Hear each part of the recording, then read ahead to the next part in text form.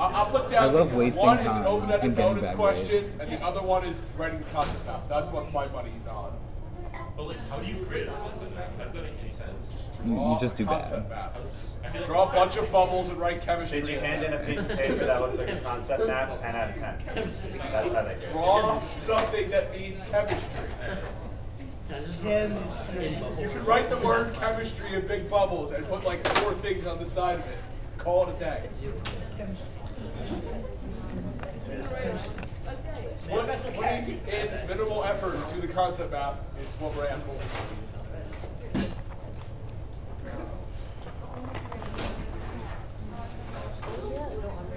Do you need macas? A maca. You don't have about 7. I always am right here. Oh, I didn't. Oh, yes, I did have left 4 last time. I want right. Yes, and the dog believes in you. The dog believes in you. I believe in you. He believes in you. Wait, did Rich actually leave? Hello, how are you? No, you really should do some calc review. I'll teach you chemistry tomorrow if I have to. I'm streaming. I have a final due at midnight. I have not studied. How?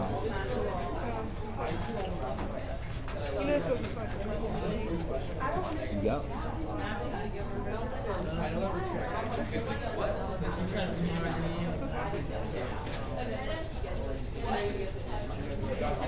They say about cold hands. Well, art. I might do it during this. And then watch my recording. All right.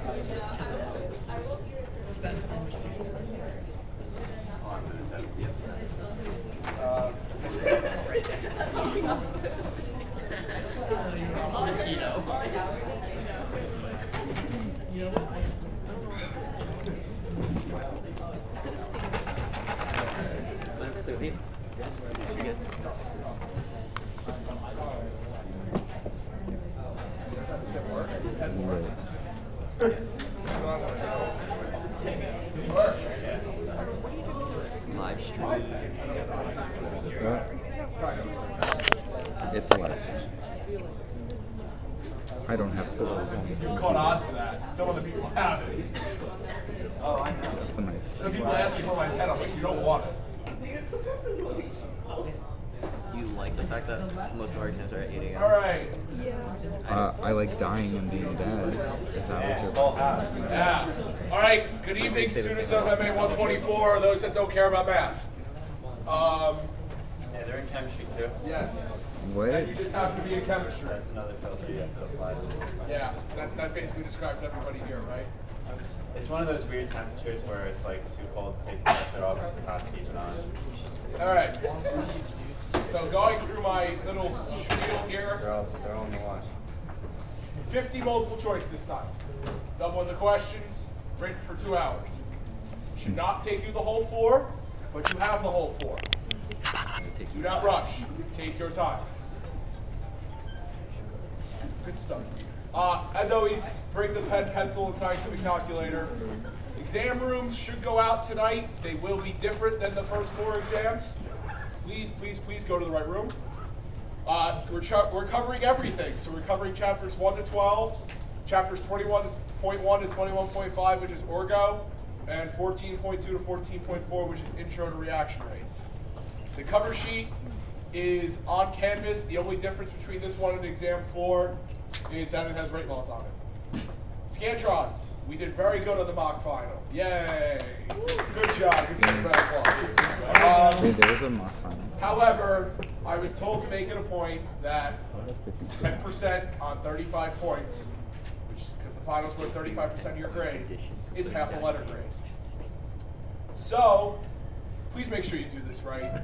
Please, we don't want to see you get a half a letter grade taken off your final grade because you put the Scantron wrong on the final. All right? It's 10% of a 35% test.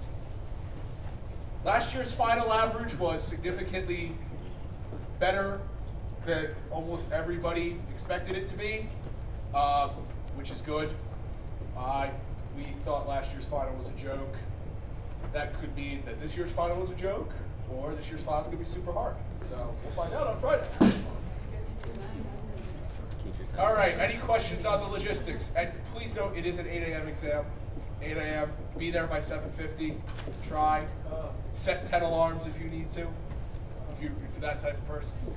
Do not be late, or do not, sleep through it. Yeah, the second part would be the bad one. Don't sleep through the final. Then you have to go through making it up with Meisner, and it's a mess. All right, so we have 50 questions for you. We're going in order, so we're starting at the beginning of the semester, all the way through exam 1, exam 2, exam 3, exam 4, and to the stuff we covered after exam 4. So I guess I'm starting. All right. So we'll start off real easy with this question. So we have a radioactive nuclide, 133 xenon, and we want to know how many protons, neutrons, and electrons are in the atom. So 133 xenon, right? If we look at the periodic table, its atomic number is 54, which means it has 54 protons and 54 neutrons. That's not true. Or electrons, sorry.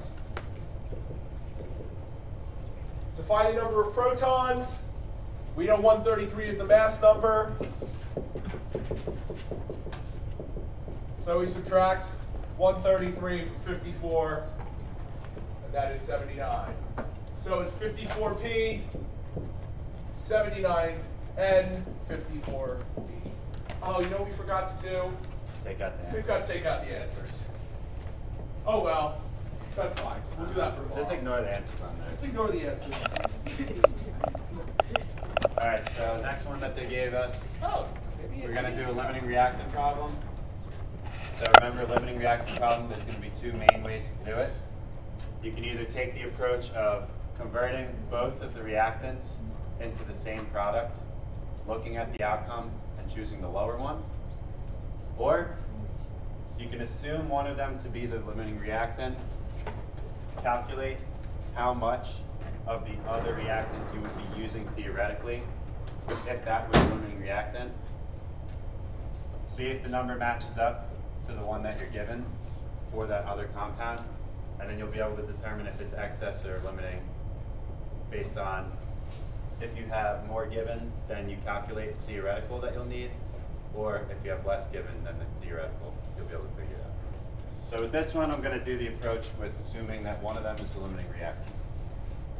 When you do this, you only do the calculation once, and I'll tell you how to figure out which one is the limiting reactant right after. So I'm going to assume that NH4Cl is my limiting reactant.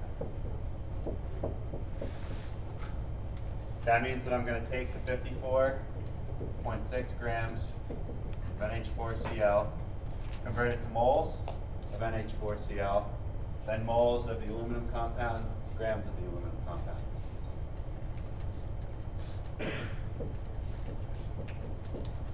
And they gave you the molar masses, which makes it easier.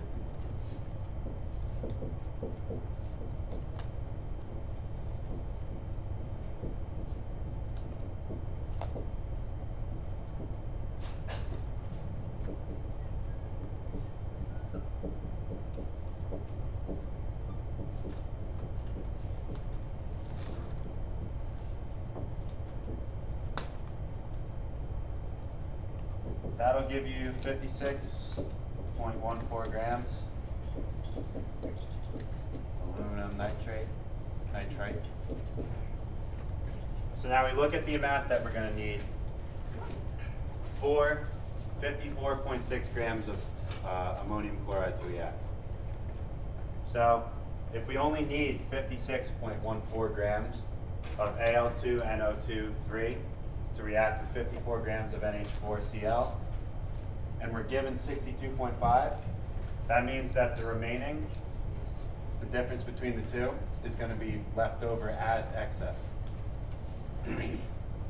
So when you assume one of them is the limiting reactant and figure it out this way, you don't have to do both of the calculations, you'll just know right away. So we determine Al2NO3 is going to be our excess, because if we're given 62.5 grams, we need 56 to react with 54 grams of NH4Cl, then you're going to have the excess. And they want to know how much is excess.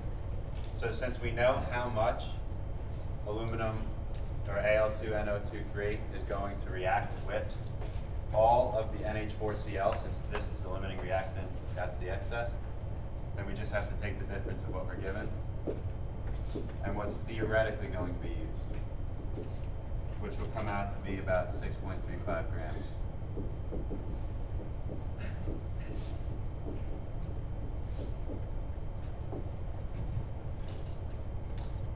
Any questions of how I got there? If you were to pick the wrong limiting reactant, so let's say you assumed that Al2NO23 was the limiting reactant, you would end up calculating a value that's more than the NH4Cl that you have. So choose one and assume it's limiting. If you end up with more theoretical than you're given, then the one that you're given is the limiting reactant, the one that doesn't have enough. But if you calculate it and you have an excess left over, then use that one as the excess reactant. I feel like I'm not saying that in a good way, but do you guys understand what I'm saying? Okay. All right. We good on that one? So the next one is a theoretical versus actual yield question. So we have 237 grams of CO2 is produced by burning 68.5 grams of carbon. What is the actual percent yield? So remember, percent yield is the actual over the theoretical times 100. So to get theoretical, we're going to use stoich. So 68.5 grams of carbon times its molar mass.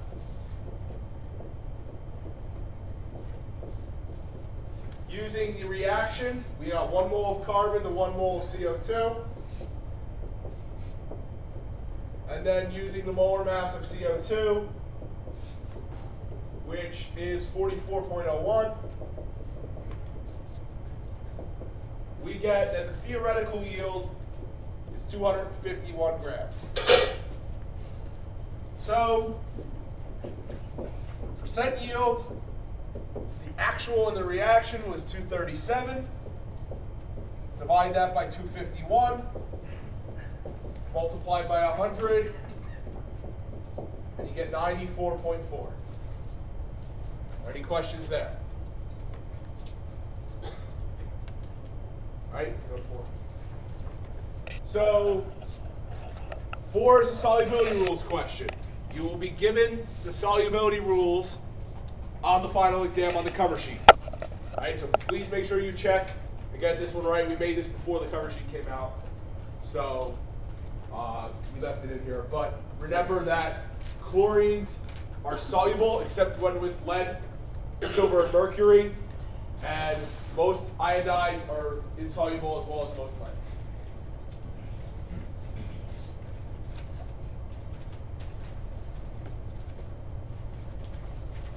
The next one we're going to do basic acid-base titration question. They give you the concentration of NaOH solution, and they give you the volume of NaOH. They give you the volume of H2SO4, and they want you to calculate the concentration of H2SO4 that you'll need for this reaction to happen when we have a neutral endpoint. So, first thing we got to do, figure out how many moles of H2SO4 reacts with how many moles of Na2 or NaOH. So we have concentration, which is in moles per liter. We have volume of NaOH in liters, so we can calculate the number of moles that way. Remember, you have to convert milliliters to liters because molarity is in moles per liter.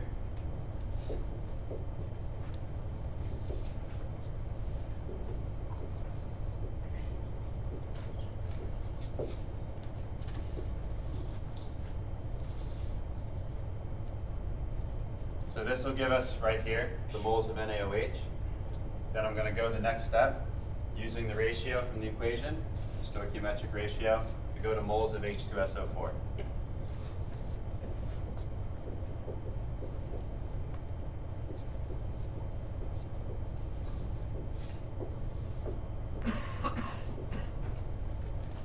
And that's going to give us 0.0125 moles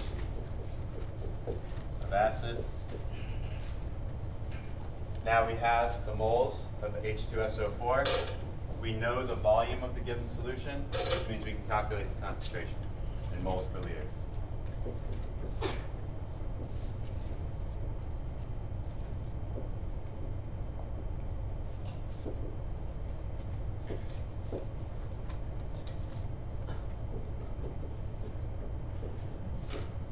Numbers should work out to be 0.5 molar H2SO4 solution. So any questions how I got there? We're good? We're in no time crunch like last time, so feel free to ask questions. We have plenty of time. All right, so going on to the next one. This one is going to be going over net ionic equations, complete ionic equations. So we want to determine what the spectator ions are in this precipitation reaction between sodium chloride and lead nitrate. So if we write out our complete ionic equation, we get 2Na plus 2Cl minus plus Pb2 plus 2NO3 minus. Using solubility rules, which one of the two products is insoluble? Lead chloride is insoluble, right? So that stays. 2Na plus, 2NO3 minus. So the net ionic equation would get rid of the NAs and the NO3s because they appear on both sides. So we're left with Pb2 plus 2Cl minus PbCl2. And so the spectator ions are Na and NO3. Any questions there?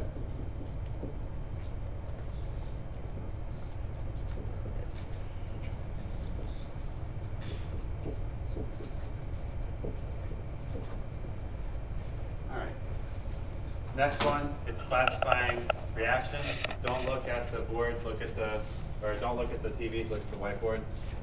The PowerPoint slide gives it away. You notice that, so they want you to classify each of the reactions based on whatever type they are. So the main types of reactions, remember, we have precipitation reactions, we have redox reactions, combustion reactions, which are also redox reactions, but a special kind of redox reaction, acid-base reactions, and ionic formations. But really, you really have to worry about acid-base, redox, and precipitation. Those are the main big three. Precipitate? No. Remember, a redox reaction is only with the change in oxidation state. And all the ions, they keep their same oxidation states because their charges don't change. So we look at the first one. We have lead nitrate, which is soluble, because all nitrates are soluble, with potassium chromate. Remember, anything with group 1 metal is also soluble. So these are both solutions, forming lead chromate, which that's not obviously soluble, so it's going to be sketchy, probably insoluble, plus KNO3 has the nitrate and the potassium, so it's soluble. So you look at all of these reactants and then the predicted products. You want to look at the solubility rules for each of the compounds. Remember, lead is only soluble with, what, chlorides and I think a couple others. But chromate is not one of the exceptions, which means that this is going to be solid, which means that this is a precipitation reaction because the solid is coming out as a product. For the next one, we want to look at each of the compounds. This wacky ion here, this is acetate. They just drew it a little bit weird, or wrote it a little weird. So we have the acetate ion with an extra hydrogen, so this is acetic acid, plus barium hydroxide, which is a base. I don't think I need to go much further with that one. Produces a salt and water, acid-base reaction. This last one, we have mercury oxide giving you 2 mercury and 2 oxygen. Remember, the oxidation state of a pure compound is always 0. So these 2 oxidation states are both 0 because it's pure mercury and pure oxygen as the products. Versus assigning the oxidation states on the left side, oxygen's -2 because it's always -2 and it's bound in a compound, which would make mercury +2. So since we have a change of oxidation in the mercury from +2 to 0 and the oxygen from -2 to 0, it's a redox reaction. So the answer is that highlighted answer, whatever it is. You got rid of all of them, right? All right, so we're moving into gases now. So we have a tank that has both oxygen and helium gases, and we have a mass of helium and a mass of oxygen, and we want to know what the total partial pressure for oxygen is. So remember, with partial pressures, we need moles of gas, not the mass of gas. So first, convert both to moles. So we have 2.5 grams of helium, molar mass is 4. That's 0.625 moles helium. Be careful with diatomic oxygen, right? 32 grams, not 16. That gets us 1.984. Remember, the pressure for O2 is equal to the mole fraction of O2, which we had denoted as X, times the total pressure. So we're given that the total pressure is 15.9.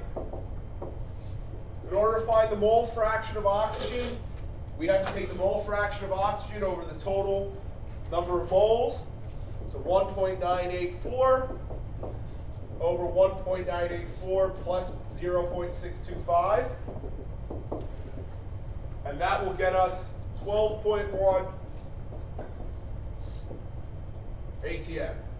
So for these types of problems, make sure you convert to moles. Then find the mole fraction by taking the moles of the substance you want over the total number of moles and multiply by total pressure. Any questions there? All right. Moving on to a little PV equals nRT conceptual. We have a sample of nitrogen gas with a movable piston in the cylinder. Which of the following does not increase the pressure of the gas?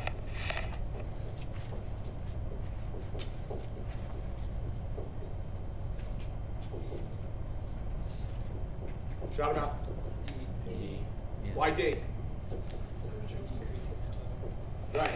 So if you add more gas, there's more collisions, which means there's more pressure.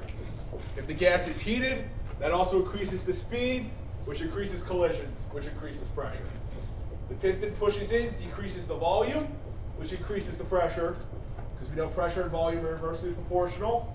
So cooling the gas will decrease the number of collisions and therefore decrease the pressure because it decreases the speed of this product. Any questions there?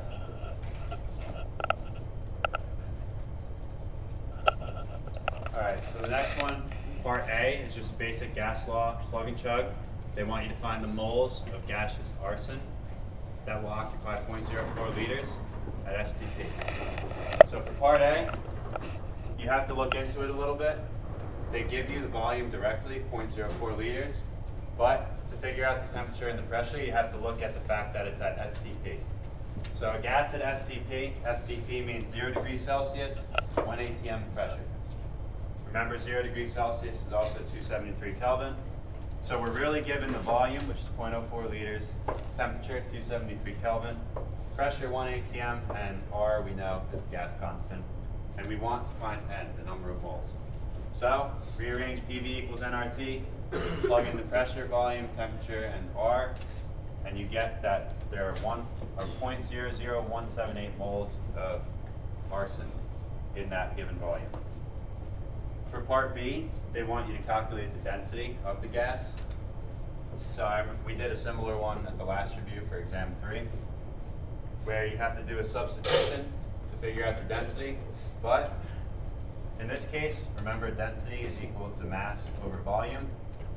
The mass would be of the sample, and we don't have, I mean, I guess we could get the mass, but it's extra work.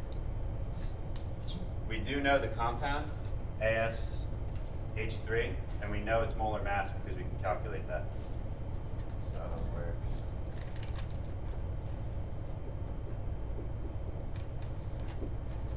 they'll probably give it to you. If not, it's easy to calculate it.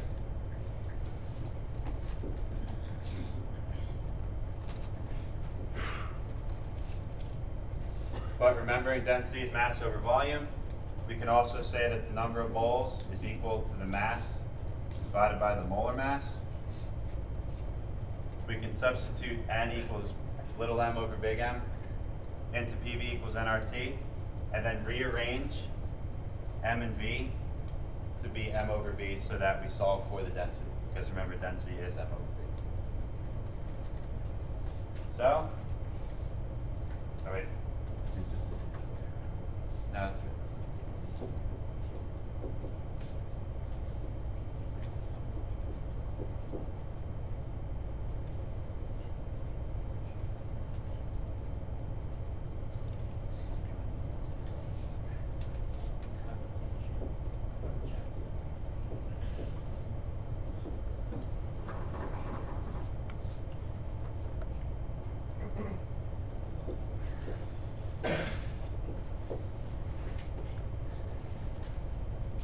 So rearranging it, just algebra, you end up with P times big N over R times T is equal to little m over V, which is the same thing as density. You can plug in all your values to this and calculate the density. Remember the units. The units are going to be in grams per liter, not grams per milliliter like it usually is. Because remember, PV equals nRT, V is in liters.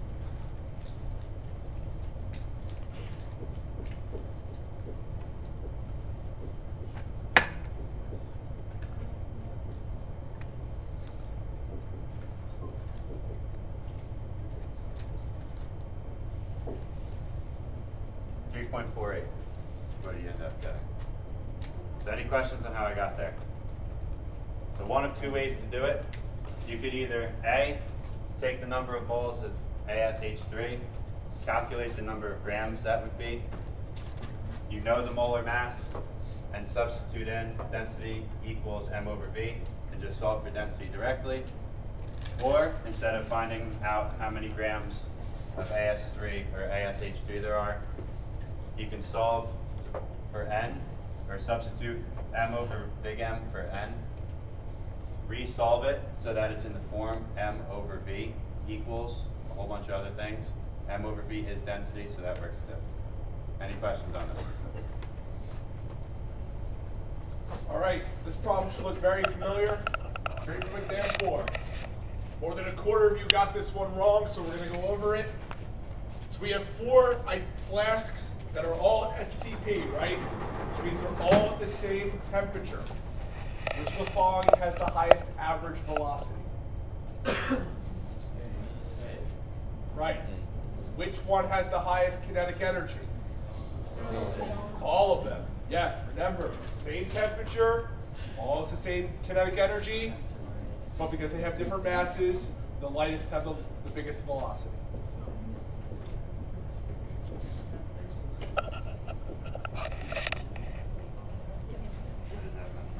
That was a quick one. You want to skip through this? right, so we're going to move to this one and then come right back to the other one. So this is enthalpy stoich, right? So we're given some mass of SO3, and we've given the change in H for the reaction. And we want to find how much heat is released when 15.53 grams of SO3 reacts. And I wrote the wrong reaction. So 15.53 grams SO3. Always convert first to moles. So 1 mole SO3 is 96 grams. And then remember, it's negative 768 kilojoules moles of SO3. So that's the second step. And if you do that, negative 62.1 kilojoules. Remember on this problem that the most important thing is to look in the reaction, the balanced reaction, and remember it's change in H per number of moles of the substance we're looking at. That's the big part here. Any questions here? Coming back to this one.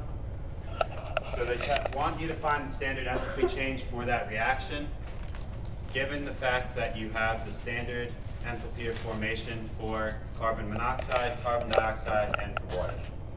So this is the Hess's law problem.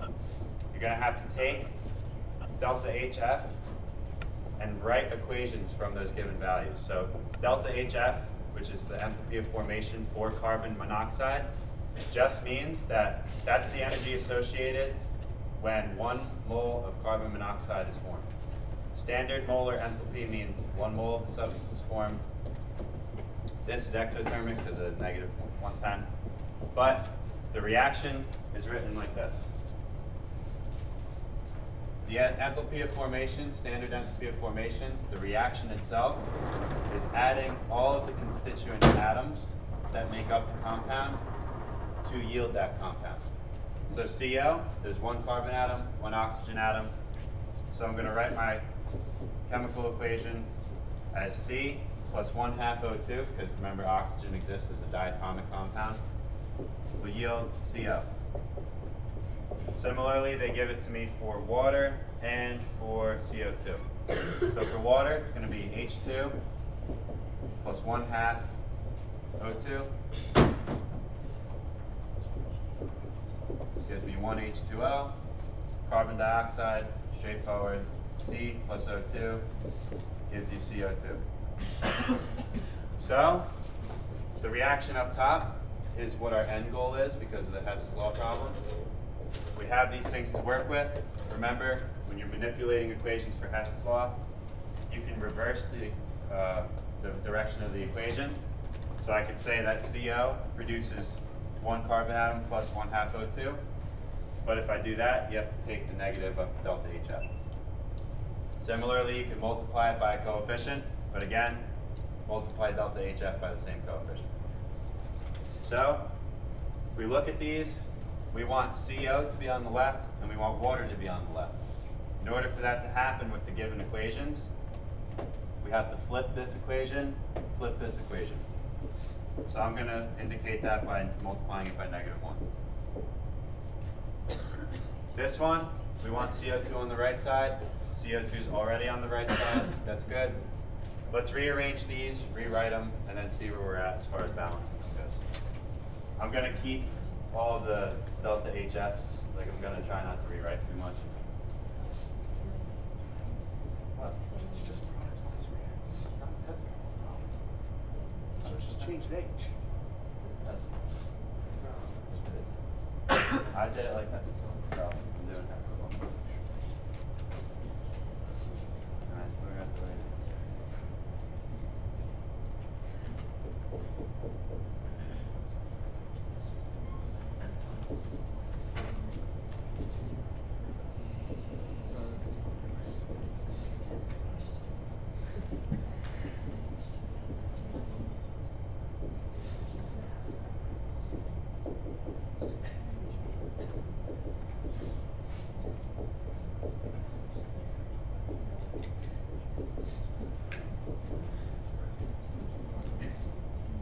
So we look at the three equations now. CO is on the left. Question? If we didn't do that on the test, say we didn't know to do that, what if we just took the delta H and added the one for CO plus the one for H2O? Would that be wrong? That's the other way of doing it. It's I wouldn't have. This is known the to do longer that, way. But I don't know. This reviews Hess's law, so Okay. I like this way of doing it better for the review purposes, but you can do it the easy way. Oh, but the other way. Would Remember be that Yeah, this that one, works. the Okay. products minus reactants for this one does work as well. It does. But is that a situational thing? It happens to work for this? No, Or, both okay. both methods work. It's delta H products total minus delta H reactants total. Oh, okay. So it would end up being negative 393 plus the positive sum of those, Okay.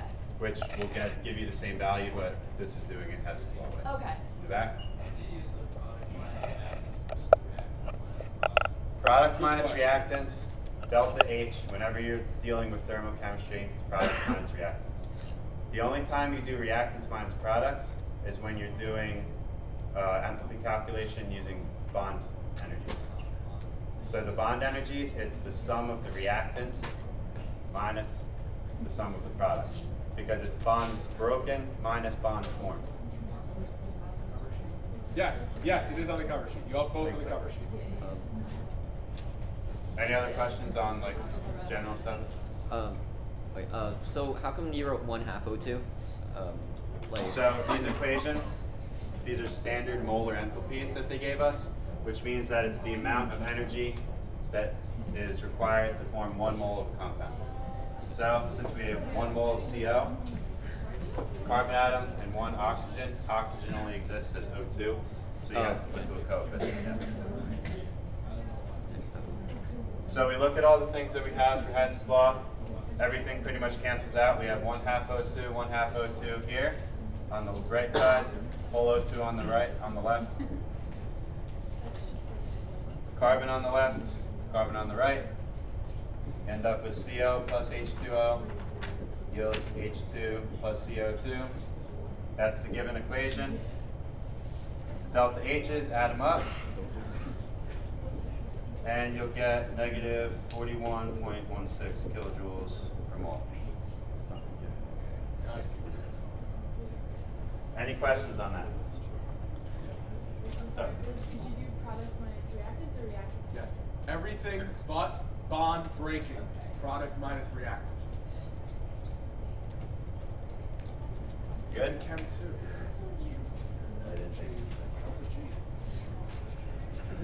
14. It's a good question. You wanted to do it so bad, even though I created the question. You just replaced the name. Yeah, I just replaced the name and got rid of all the additional bullshit. Alright, so apparently I like making potato cannons. I'll tell you right now, it would be more realistic for that to say flamethrower versus potato cannon, but that's beside the point. They tell you that that the fuel that's burning releases a certain amount of energy, and then they also tell you that the fuel does a certain amount of work on the potato. So remember, delta E for a system is equal to the heat plus the work. Are there any civils in the room? You'll learn about the structural potato next year. This will it's coming. Can't wait. Can't wait. So delta E is Q plus W. In this example, they want to know what delta E is for the burning fuel. So that means we're setting the fuel as the system, which means the potato and everything else around it is the surrounding. I don't know how to spell either of those right now. But this is saying that the fuel releases 1,422 joules of heat when it's burned. So that means that the heat is negative.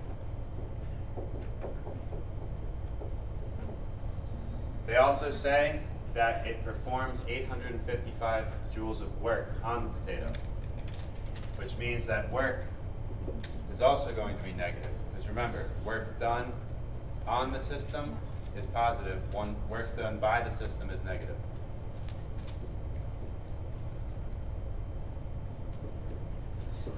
Which means that delta E for the fuel is going to be negative 1422 minus 855, which is negative 2277 joules. I think the answer is classified use of higher up. I'm pretty sure that's the answer. Is it? What's the real answer here? Any questions on that one? Good. All right, so number 15 is a little bit of an expansion on specific heat. So we have a 32.5 gram cube of aluminum at that temperature, and we drop it into water at a different temperature. And we want to find what the thermal equilibrium heat will be. So this is at the point where the mass of the water, or the temperature of the water, and the temperature of the cube are the same. So to do that, you got to remember to relate Q reaction equal to negative Q surroundings, or Q system to negative Q surroundings, whatever you want to look at it like. So Q of aluminum is going to be negative the Q of the water.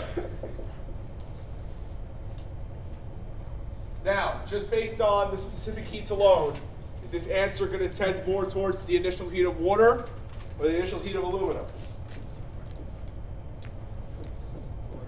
Why?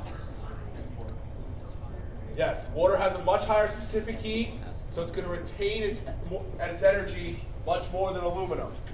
So, we have the mass of aluminum times the specific heat of aluminum, T final minus T initial, which is 45.8, minus mass water, specific heat of water,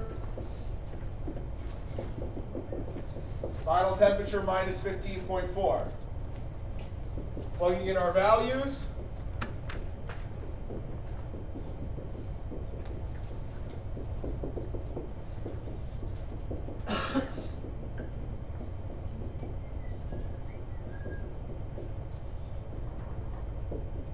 And we expand this a little bit.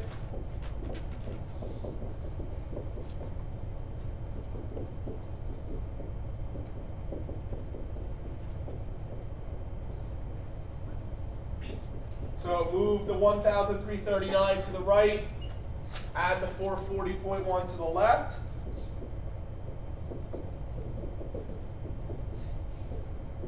And as we predicted, the final temperature is very close to the initial temperature of water. Do we understand how to do this problem? Can we do this if it shows up tomorrow, on Friday? All right.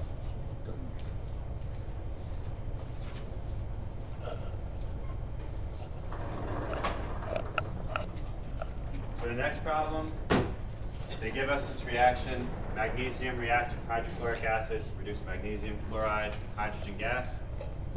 They tell you that there's an experiment done. They give you the mass of the magnesium. They tell you the temperature change of the solution, the volume of the solution, the density of the solution, and the heat capacity of the solution. And they want you to take all of those numbers and find the delta H reaction that's occurring in the solution. So this is a classic coffee cup calorimeter problem.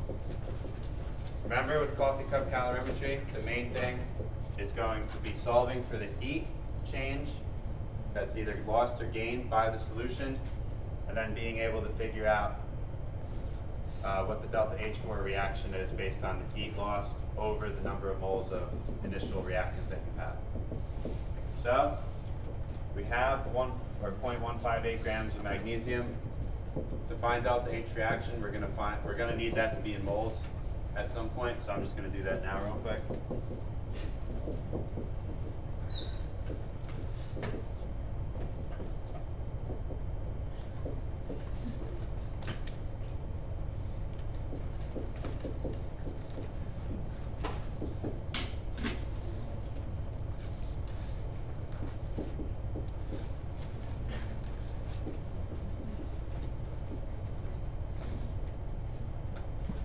So we'll use this a little bit later on, but now what we want to do is figure out what numbers we're going to need for Q equals MC delta T.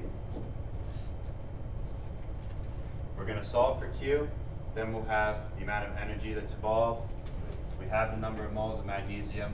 Energy over moles is kilojoules per mole or joules per mole, delta H. So we're looking at the solution here, remember, because it's coffee cup calorimetry. So the basis is we're going to do a reaction that releases or absorbs heat. The water is going to take or give heat, and then we're going to measure the temperature change in the water to figure out the energy. So they tell us the density of the solution is 1 gram per milliliter. The volume of the solution is 100 milliliters, which means that we know that it's 100 grams in mass.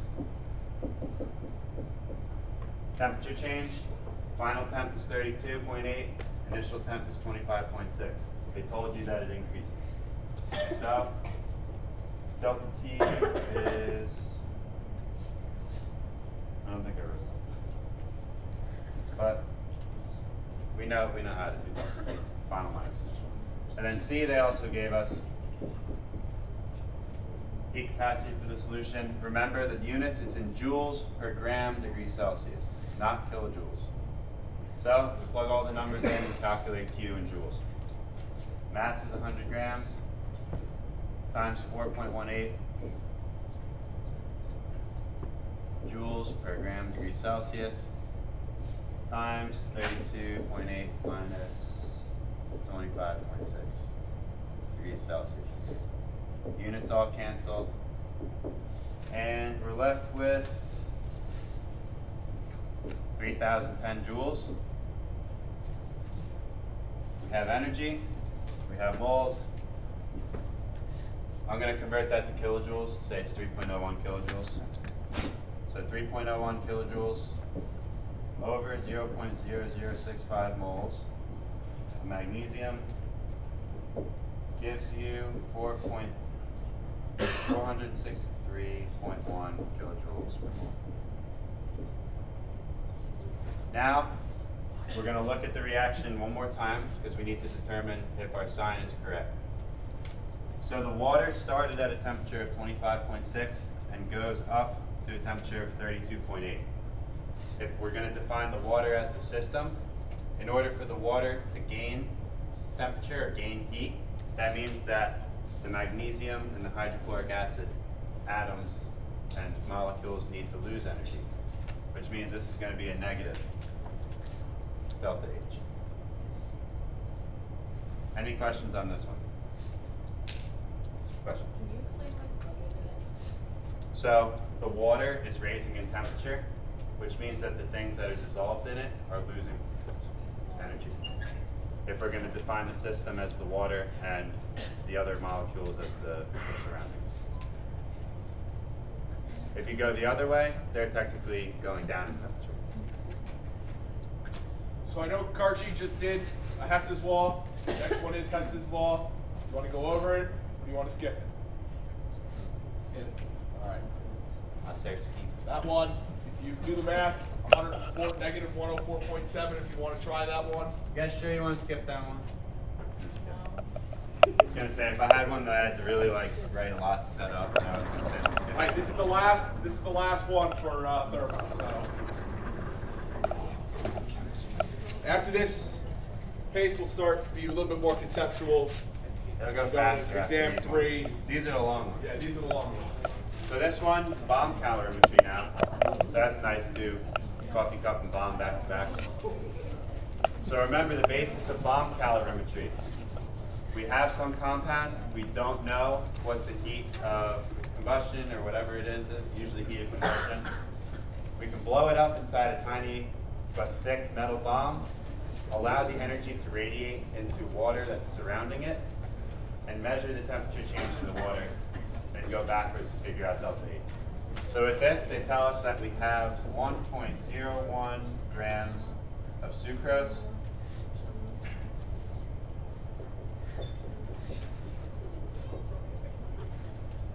They say it starts at an initial temperature of 24.92 degrees Celsius. The final temperature is 28.33 degrees Celsius. They said also that the bomb calorimeter was calibrated beforehand and has a heat capacity of 4.9 kilojoules per mole per degree Celsius.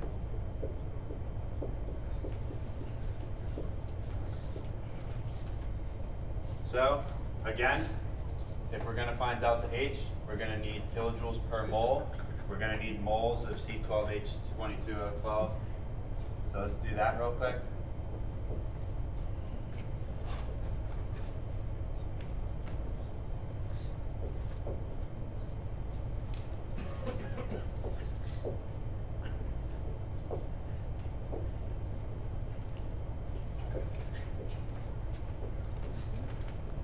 Sign-in sheets going around, guys. Make sure you get your name on there. So now it becomes very simple. We have a heat capacity that's in units of kilojoules per degree Celsius. We also know the change in temperature with TF minus TI. So if we have a change in temperature and we know how much energy was released or absorbed per degree Celsius of temperature change, we can figure out the total amount of energy. So we take the difference, which is delta T. We get that that's 3.41 degrees Celsius times 4.9 kilojoules per degree Celsius. Degrees Celsius cancel. You end up with a total of 16.71 kilojoules. We have kilojoules, we have moles, we can calculate delta H.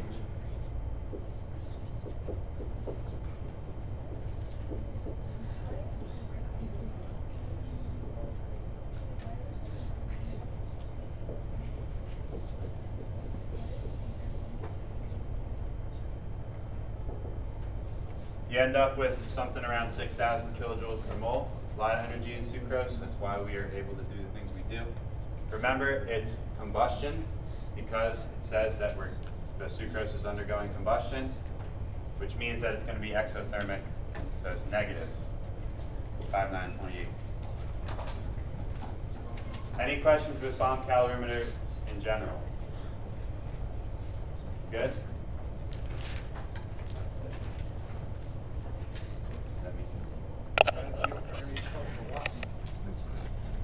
So this one, conceptual question, which of the electrons has the longest wavelength of light? So remember, long wavelengths means short frequencies, which means lower energy. Or, small frequencies means lower energy. So if we look at the arrow on the left one, going from N4 to N1, that's a huge energy jump, which means that the photon emitted is going to have a large energy. Larger energy photons will have higher frequencies, lower wavelengths, shorter wavelengths. So it's not A. B, we're going from N4 to N3. That's a pretty small change. Let's compare it to the other two. The one all the way on the right isn't even a possible correct answer because that's not even emission, that's absorption because it's going up in energy. The one on the left, now, or comparing the two middle ones now, the distance between n equals 4 and n equals 3 is less than that of the distance between n equals 3 and n equals 2, which means that there's less energy in that photon for B. Less energy means longer wavelength, which means that's the right answer. Does everybody understand that? Yeah, definitely. This is coffee cup and bomb. Yeah, look at us. So, we have another conceptual here. The energy change with bromine adding an electron to become bromide is best known as what? It's electron affinity, right? Electron affinity is the gain of electron. Ionization energy is the loss of an electron. The oxidation energy isn't even a thing.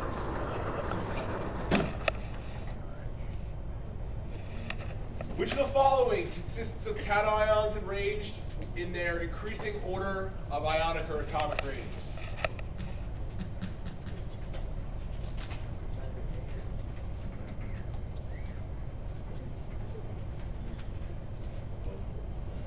A, raise your hand. B, C, D, E. Ooh, 2 hands that went up for E, yes. So, remember that a cation is always smaller than its neutral atom.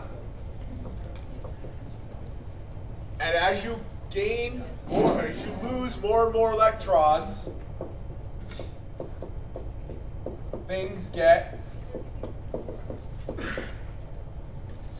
even smaller. So aluminum 3+ is definitely going to be the smallest. We can get rid of A, B, and D. Magnesium is going to be the next smallest. So we have C and E. Then the last step, we've got to determine whether sodium or potassium is going to have the smaller atomic radius. So remember, as we go across period, atomic radius decreases. It's the same trend for their ions. So sodium will be smaller than potassium. All right, so going down, also going down the group, atomic radius increases as well. For that, when you drove there, the plus thing, is that for the same element or that's for any? Same element. Yeah, there's no trends that are between two elements. They're not going to ask you a question of like two elements that are very far off from each other or very like close in atomic radius. They're not going to ask you anything that's not obvious, like that doesn't follow the trends. Yeah. Just remember that general trend when it comes to ions. And remember, atomic radius decreases across the period, increases down the group. So, isoelectronic configurations, remember that they have the same ground state configuration. So taking a look at the periodic table, try to help me figure out which one of these has the same electron configuration.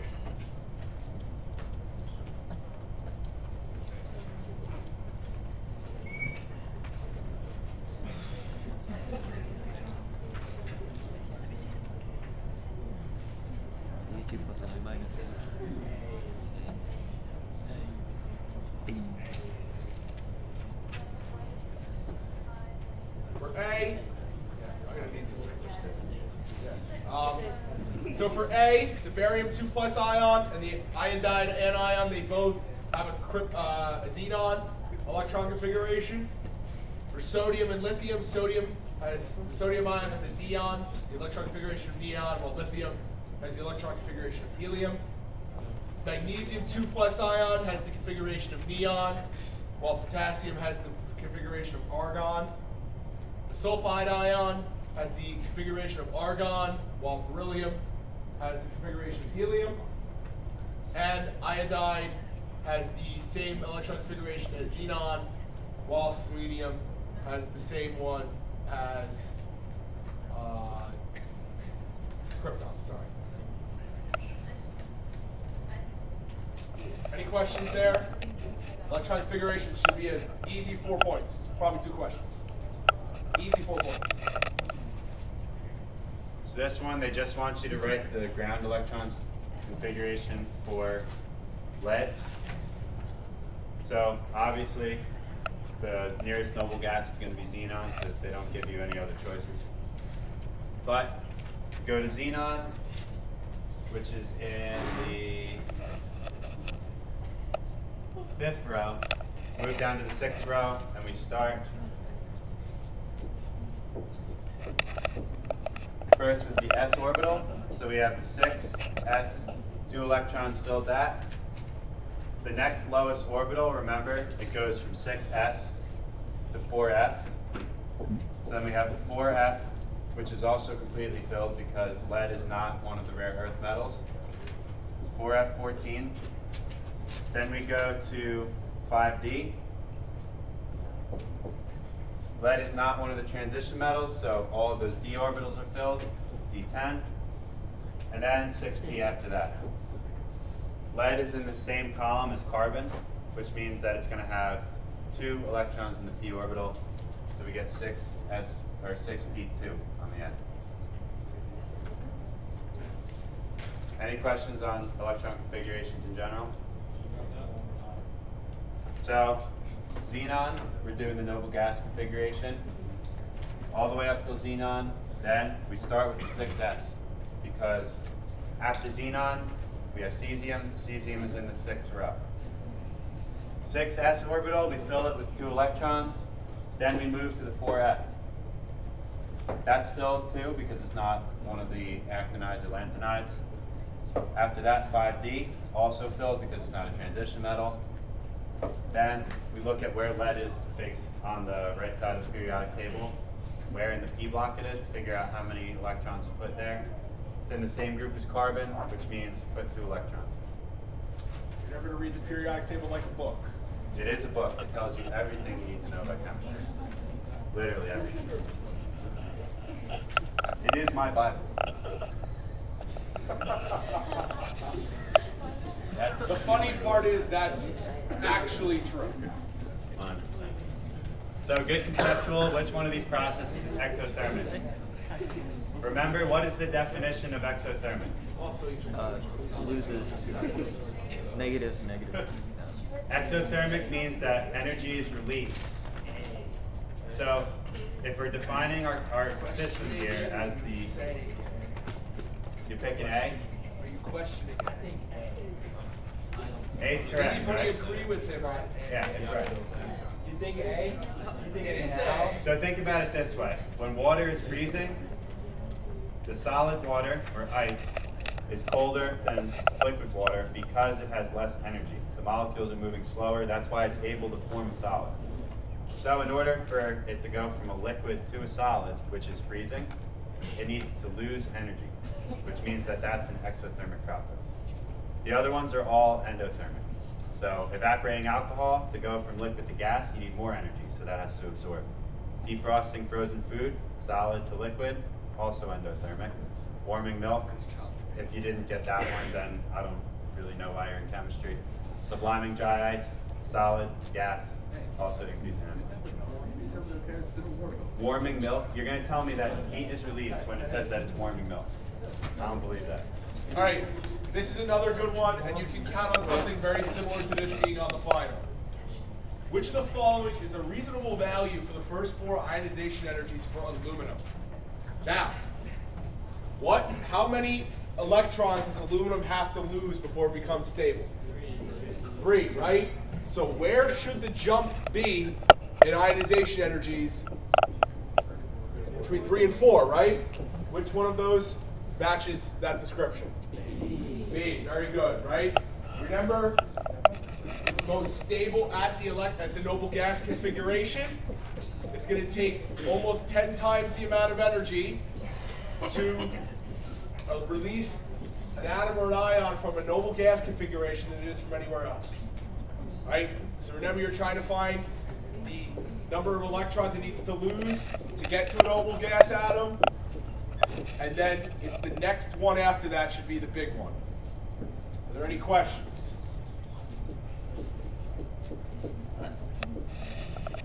Ooh, a lot of energy. So this is the reactants minus products one. Calculating delta H for a reaction by using the bond energies.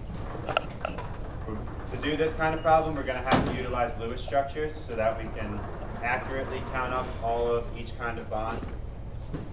You're going to have that bond table, the bond energies table, that on the cover sheet for the exam, so make sure you use that.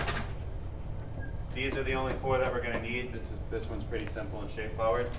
We have methane reacting with chlorine gas to form carbon tetrachloride and hydrogen gas. We want to draw out the Lewis structures first. So I'm going to start out with methane. Methane has a central carbon atom with 4 hydrogens bound around it, tetrahedral structure, all that good stuff. Plus, keep the coefficients for each of the compounds and just put them outside of brackets with the Lewis structure inside. That, I find, is the easiest way to do it. Cl binds to Cl with a single bond.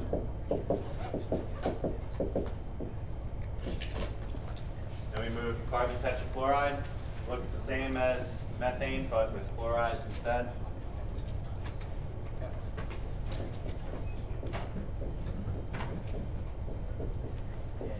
What's up?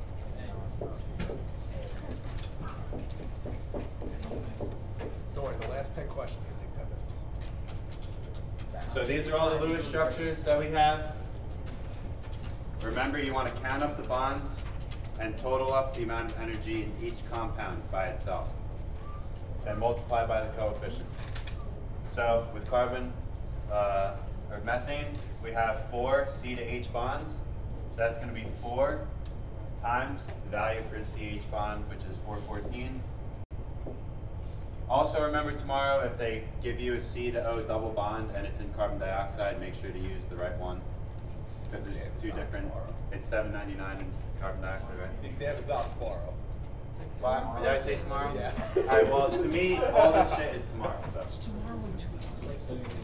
So that's all the bond energies from the methane. Remember, keep the coefficient for each of the compounds. There's 1 single bond between Cl and Cl.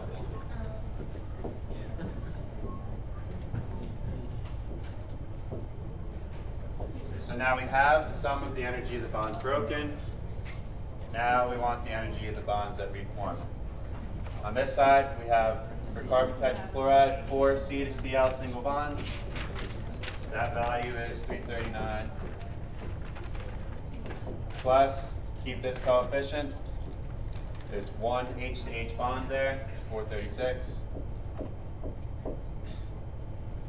If you plug this into your calculator right without messing anything up, you'll end up having 86 kilojoules per mole as your final answer.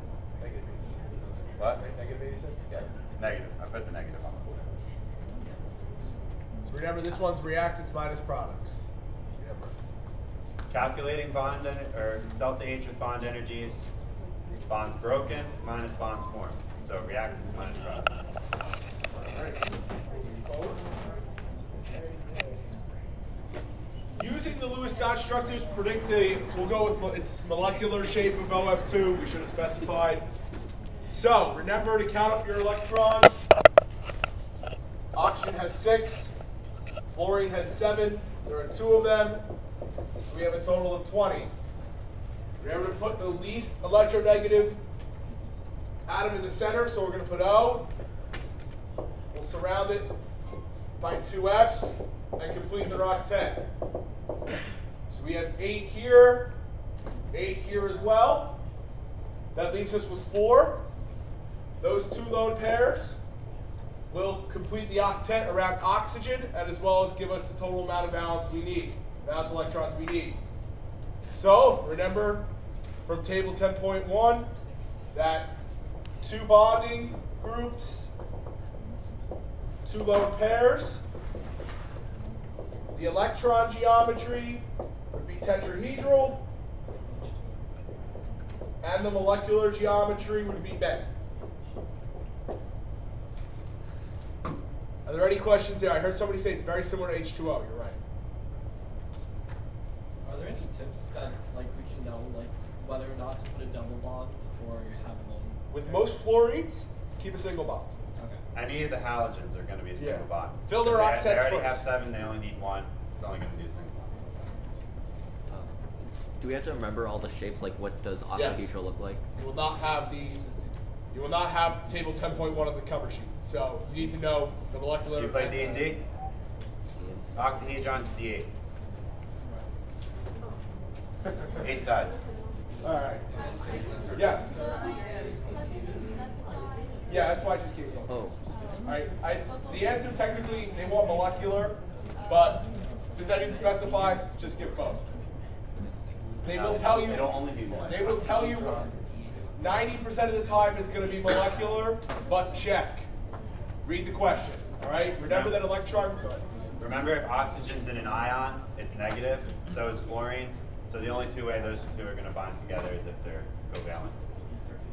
And remember that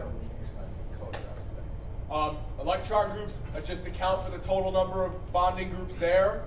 Molecular accounts for whether it's a lone pair or not. So this one, really simple, straightforward. How many electrons should there be accounted for in the phosphate Lewis structure? Count up the number of valence on each atom. And then remember the charge is also either a plus or a minus of electrons.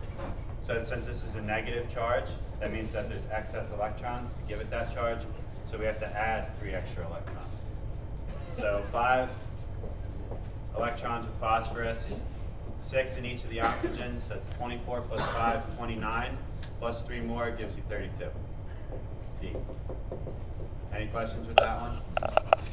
Make sure, for the love of God, if you have to do a Lewis structure, that you add up the balance, right? Because if you don't, you're going to be sitting there like going in circles. It's going to drive you insane. This one, which of the following molecules contains polar bonds and is a non-polar molecule? This is a good one to go through all the Lewis structures for.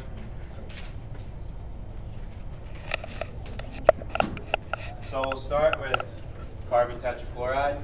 I drew the structure for it before, it's up there. Remember, to tell if a bond is polar or not, you look at the electronegativity difference between the two atoms between them. So carbon, which has something like a 2.4 electronegativity, if I remember right. Chlorine, which has like a 3.5. That difference is going to be greater than 0.4. So these bonds are going to be polar. So for carbon tetrachloride, the bonds are polar. But the orientation of the molecule is nonpolar. Because, remember, all the dipole moments are going to cancel out. So that there's no extra dipole-dipole interactions, so that it's not a polar molecule. It's also symmetric. And that one, they want the one that has polar bonds and is nonpolar. So in this case, it's carbon tetrachloride. I just want to briefly explain why the other ones are also wrong. So CH4, electronegativity for hydrogen is 2.1, for carbon 2.4. That's going to be a nonpolar bond. That doesn't satisfy. You strike that one. CS2 looks very similar to CO2. Sulfur is just one down in the column. CO2 is symmetrical and nonpolar. The bonds are also, or I think the bonds might be polar, but No, it's not polar. regardless, Yeah, it's 2.1 like the molecule is nonpolar. Bonds are nonpolar if you calculate it. So that's not the answer. pH4 or pH3, again, just looks like nitrogen, like ammonia, if you would substitute the N for a P. The lone pair on top will make a trigonal planar, which will make the molecule polar, which doesn't work for this question.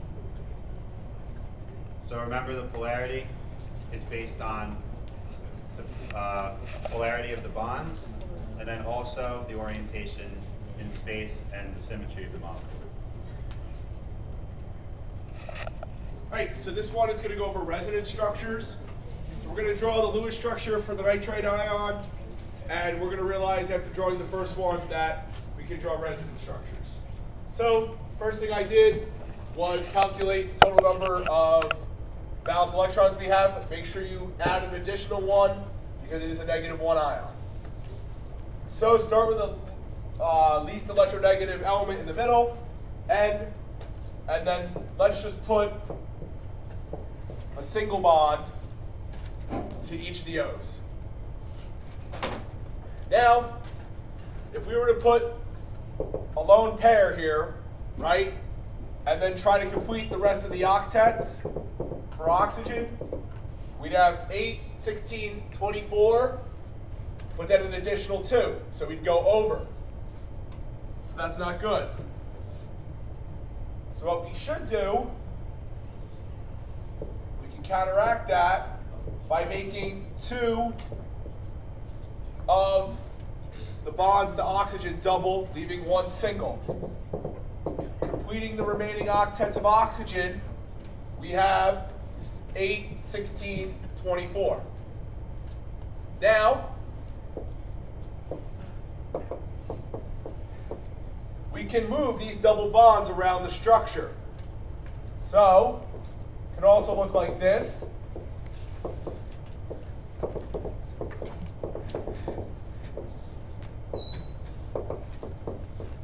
And it can also look like this.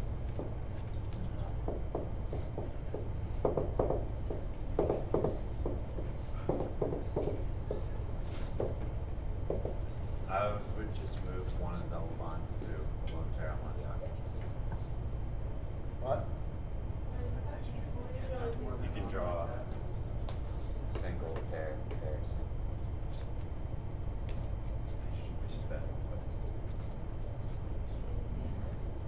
it's not a wrong structure, it's just not a stable structure.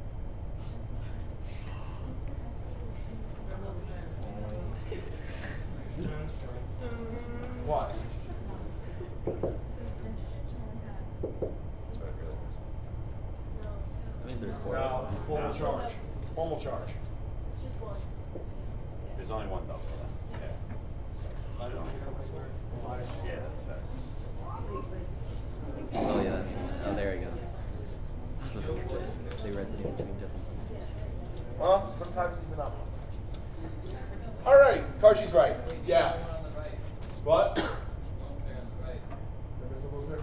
On the Hey.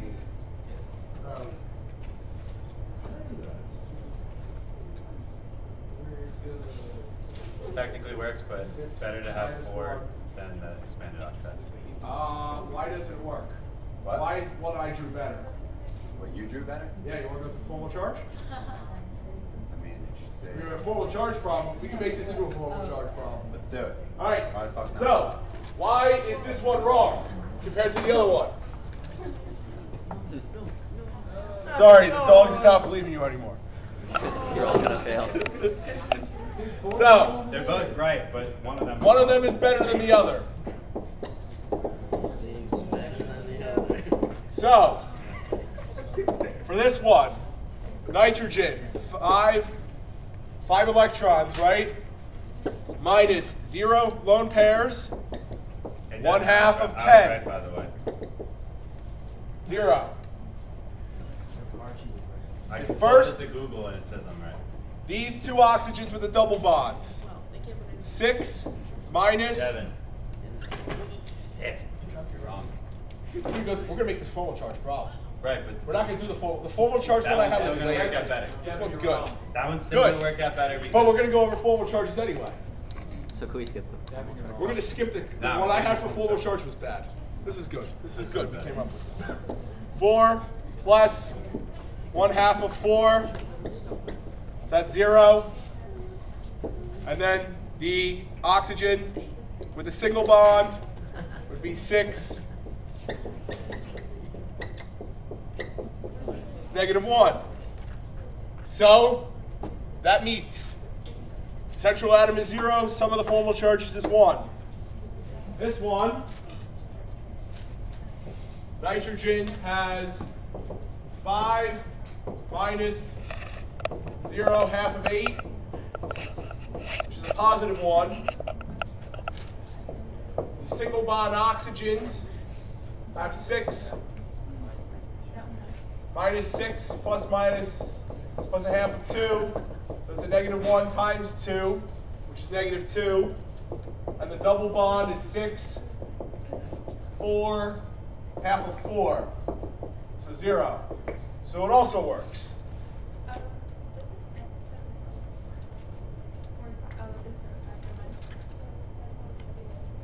The real Lewis structure for nitrate is Okay, that one. I drew an okay. Both? That one's both work. possible. How It's does it work if N doesn't have a d orbital? We were taught that unless it has a d orbital, it can't be hybridized. Is that why it works? that's why it doesn't really work. And it doesn't have a d orbital. Unless we learn something contradictory. Well, No, I mean, you're right. yeah, I mean, You're N, right. N won't really hybridize just because it's too small. But phosphorus, which does have a d orbital, can make a hybrid. You could have like P2O5 or PF5, things like that. What? This one Because is that just can't have the possible. d That orbital. that one's just not possible because of the d orbital. Shucks. That one's not possible. But the formal charge, the way to calculate it is the same. So like that equation for formal charge, you plug in the numbers for it. This is a good. Gotta put this on here. What? Gotta put this one on here because the formal charge question is awful. All right, so we've went over a lot of things in the last 5 minutes. First of all, remember it has to have a d orbital to expand octet. Second thing, formal charge, remember it's the total number of valence electrons minus the sum of the lone pairs plus half the number of bonding electrons. What is that? Formal charge is number of valence electrons minus the quantity. Yes, you'll have that on the equation sheet, yes. Oh, never mind. Yeah. I'm all right. And then remember to check your formal charges. Even though that one may look better.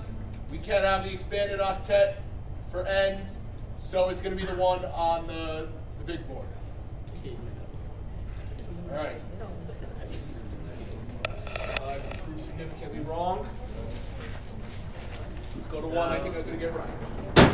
So, how many sigma and pi bonds does carbon have in the molecule HCN? So let's count our electrons. 5, 4, and 1, which is 10. Our least electronegative atom that isn't hydrogen, we'll put carbon in the middle. We'll attach the hydrogen to it. That leaves us with 8 total electrons left, and we have to satisfy both the orbitals of carbon and nitrogen.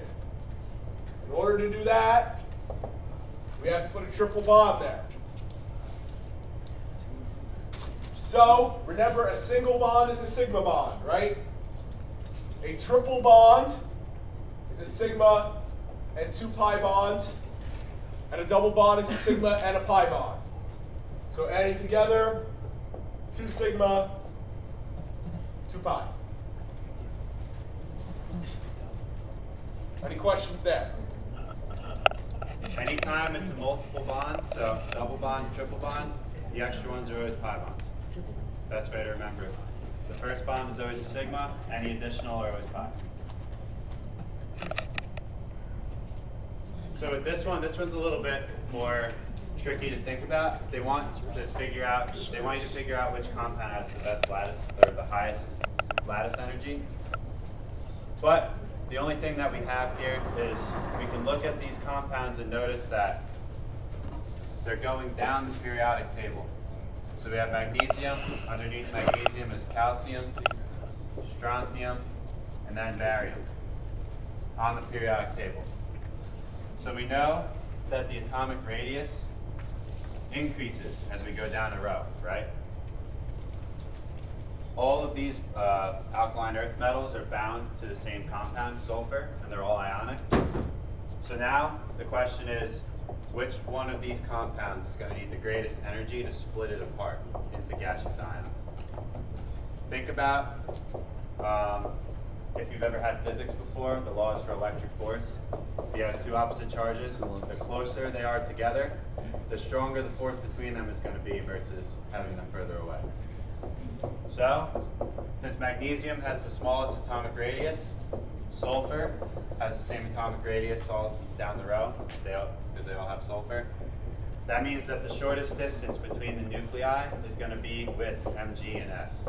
So that one's going to have the greatest lattice energy because since it has the shortest atomic radius, those 2 atoms are going to be the closest together out of all 4 of them, which means that the electric force between them, holding them together, is going to be the greatest, which means you need the most energy to break them apart, which means it has the highest lattice energy. That's a lot of because, but you guys understand this question? Any other questions on it? What?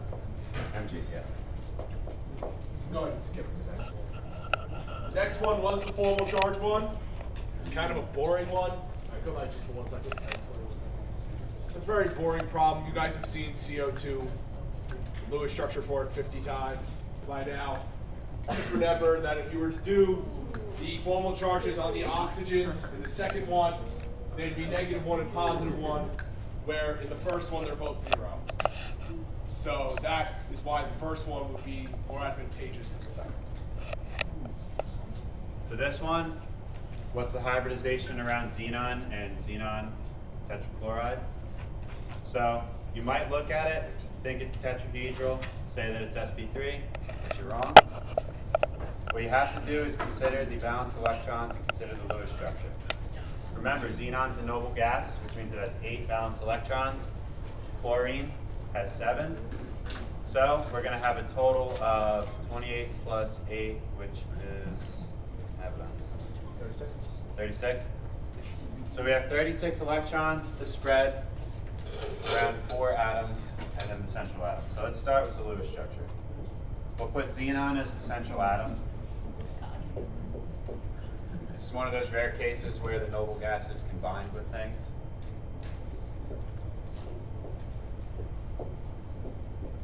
For chlorines, they all need at least a single bond. That's all they're going to be able to hold. Fill the octets for chlorine.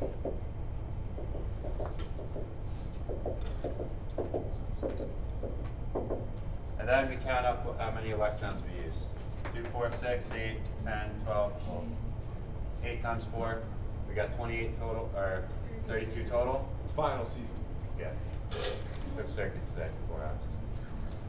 Which means that out of the 36 total valence electrons, we've only used 32. Which means we have to put those extra 4 valence electrons somewhere. Xenon, since it is a noble gas, has d orbitals, which means it can have an expanded octet.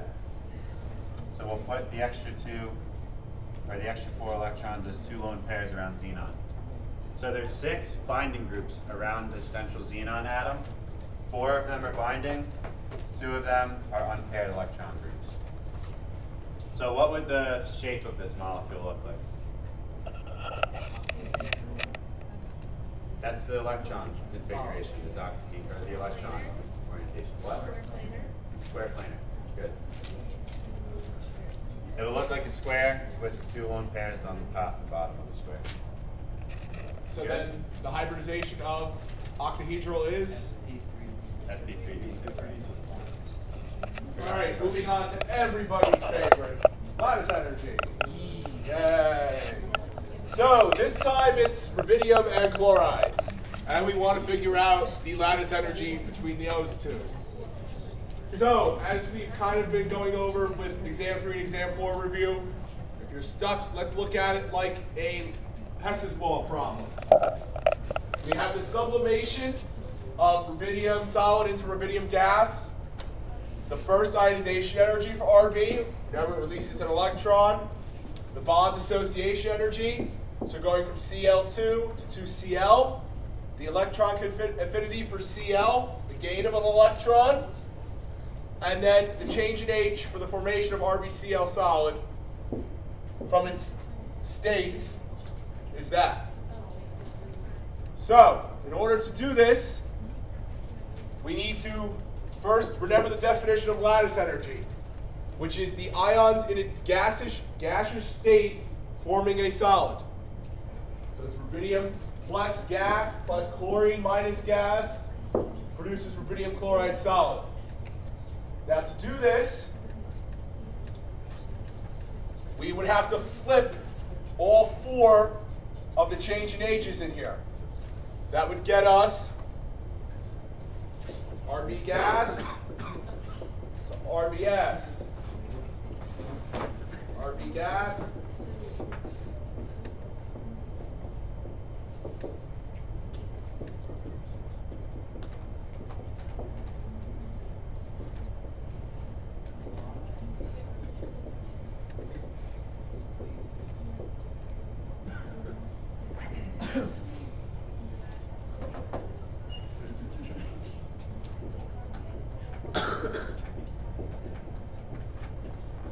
we'll keep the last one the same because it has RBL, the rubidium chloride solid, in there. Oh.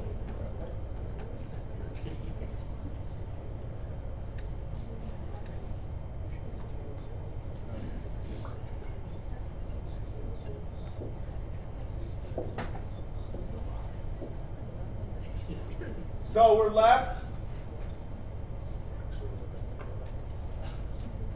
What do I have to do to this step? Why do I have to divide by 2? Right. Divide by 2. Now they cancel. And we're left with Rb plus gas plus Cl minus gas, rubidium chloride solid. So what do? We negated, and divided by 2. Negated that one, so it becomes positive. At the end, we can just add these all up. And delta H is negative 695 kilojoules. So remember to kind of look at it like a Hess's law problem. All right? Write out what's going on in each part of the lattice energy. Either you're going to be flipping change in H, or you're going to be flipping the other 4. All right? To get lattice energy. Depends on what you're given, how you're asked. And always remember, for diatomic elements, to divide their bond associations by 2. Any questions here? Hang on. So this right here is a graph of the vapor pressure of each of these compounds at a given temperature. And they want you to use this to figure out which of the compounds has the strongest intermolecular forces. We're going to have to go through a couple tracks of logic here to get to the answer. So, remember, what is the boiling point? Like the formal definition of the boiling point for a compound. It's the temperature at which the vapor pressure for the compound equals the atmospheric pressure. For instance, it's at 212 degrees at 1 atm of pressure. Water's vapor pressure is 1 atm. That's why it boils. So, if we look at any given temperature here, let's look at about 30 degrees Celsius. We see that heptane has the lowest vapor pressure. Carbon disulfide has the highest vapor pressure. And remember, atmospheric pressure in millimeters mercury is 760. So the normal boiling points for these things are all going to occur at about 760, when the vapor pressure hits 760. We can use that to look at these curves and figure out that the highest boiling point is going to be from heptane, because heptane is going to be the last one to reach 760 millimeters mercury of pressure at a given temperature. That's when it boils. So if that has the highest boiling point, that means that you need the most amount of energy to put into heptane to get it to turn all into gaseous molecules, which means that the intermolecular forces between the heptane molecules are very strong because you need a lot more energy to boil it. So to figure out which one has the strongest intermolecular forces, figure out which one has the highest boiling point. In this case, it's heptane, so the answer is D. Bigger molecules also generally have larger boiling points because heavier molecule has a higher mass, needs more energy to move it into a gaseous form. Any questions on this one? The key is recognizing that when the vapor pressure is atmospheric pressure, whatever temperature that gas is at, that's its boiling point. And using that to figure out the highest boiling point, which has the highest intermolecular forces. We good? All right, we're almost there. Down the home stretch here. Yeah, we got like a couple. The rest They're half like consecutive. after like we have maybe 2 more real math problems. The rest are all That's what I'm consecutive. saying. No, All right. probably through. So this one is the well, it tells you what to do. This is the Clausius-Clapeyron equation. So remember, you'll have this one on the formula sheet. You just need to know what to do and where to plug in the right numbers. One of the nice things about this equation is that you can have any unit of pressure. It really doesn't matter. ATM, millimeters of mercury, torr, doesn't really matter. What does matter is that your temperatures are in Kelvin. That has to do with the gas constant. All right? So they're nice to us. They give us what we need. So we'll take the natural log of 277 over P2 times. And remember, change in H also has to be in joules. So they're also nice to us, and they give it to us in joules. 28,600 over the gas constant, 8.314, since we're dealing with Kelvin. At energy, 1 minus T2, 307. T1, 277. In order to get rid of the natural log, we're going to raise both sides to the E. E to both sides. And we're left with, after that, P2 will be 400 millimeters of mercury. Should it be a natural log of 277 or P2 or 119? Oh, 119, yes, 119.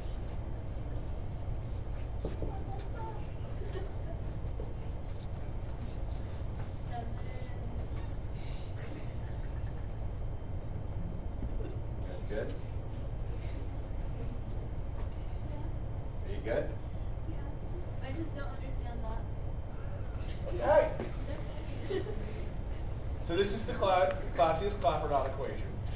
It's on the formula sheet. All you need to know is what to do with it. So I would plug it into the form, like I would plug it in, like all the values, and I just didn't get a good answer. Make sure that, remember it's 1 over T2 minus 1 over T1, ln of P1 over P2.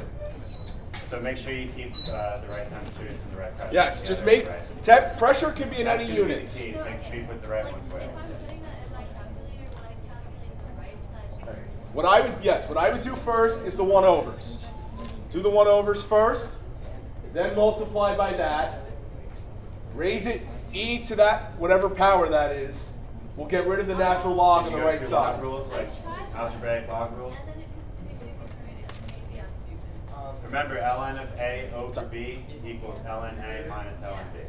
Oh. So you can break it up As that long way. as you have the right, as long as you match it, yes, does not matter. I did it both ways, should work. Yes, just make sure you're consistent with what you're calling T1 and what you're calling T2. All right? And also make sure that temperatures in Kelvin and change in H is in joules. Those are the two most important. It really doesn't matter what pressure's in. So this is a pretty easy one. This is a fun one. They give you a whole bunch. So they want to know which one of those compounds has hydrogen bonding. Remember what the definition of hydrogen bonding is? Hydrogen bound to one of the Fon elements, being fluorine, oxygen, nitrogen. So which one of these compounds is going to have hydrogen bound to one of the 3 Fon elements? Not B. That's silicon. E. CH3OH metal. All right. What's up? FON. Fon. Yeah, it's pretty fun, right? Fluorine, oxygen, nitrogen. And then Brinkelhoff for your diatomic element. Bromine, iodine, Oh, nitrogen. yeah, did she teach you fluorine, Brinkelhoff? Hydrogen, oxygen, fluorine. Yeah, I tell you, Brinkelhoff is fun. That's how I remember it. So, moving on to phase diagrams. From E to F, what is that transition known as? Going from a solid to a gas. Formation. E to C, going from a solid to a liquid. What is melting also known as? Fusion. Diatomic elements. All right. Moving on to some of the stuff from chapter 12 that we haven't seen yet on any exam. So this one, they tell you that the metal crystallizes in a body-centered cubic structure. So automatically, we know from that table that she gives you. Does she give it to you on the formula sheet, Devin? What? The table of the bond lengths and everything? You'll be if you need anything Packing. about atomic radius, it'll be given in the problem. But I mean like knowing body-centered cubic has 2 You, atoms. what you will know, you will not know. You need to know what's the number of atoms in there. So for simple 1, face 2, body 4. I You thought need to body was 2, face was 4. body's 2, faces 4. That's right. That is 6. You need to know their coordination numbers. We will give you the edge lengths. That's what's on the formula sheet. So moving on, we know that it's a metal. We know how it's crystallized. It says it's body-centered cubic. We know the density, and we also know the atomic radius. They want us to identify the metal. So the key is we're going to try to convert that density into a molar mass using the properties of the crystal and how it's structured. So Density, remember, is in units of mass per unit volume. In this case, we have centimeters cubed. We know the shape of each of the unit cells. They're all cubes because it's a body-centered cubic shape. We just need to find the edge length of that cube, and then we can calculate the volume of that cube. We also know that there's 2 atoms in every single unit cell. So we know there's 2 atoms per cube. We're going to be able to figure out the volume of the cube. And then we can work density into molar mass from there with Avogadro's number. So they give us atomic radius in picometers. Remember, that's times 10 to the negative 12. Which means we plug it into the edge length formula, which will be given 4 over root 3 times 125. I'm going to leave my answer in picometers to be more convenient. That's going to equal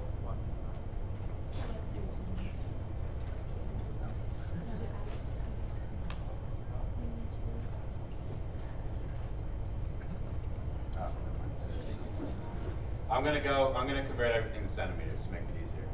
So remember, pico times 10 to the negative 12. So now it's in meters, because picometers to meters is times 10 to the negative 12. I'm going to multiply that by an additional 100 centimeters per meter to cancel the meters unit, so that this edge length is in centimeters. That's going to give us 2.89 times 10 to the negative 8.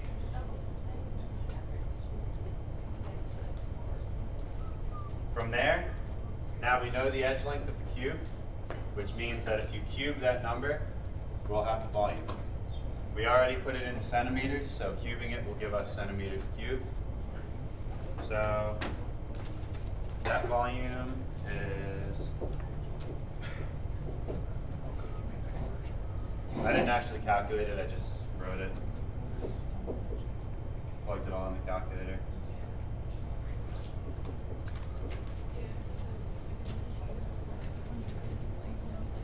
So now we have grams per centimeter cubed.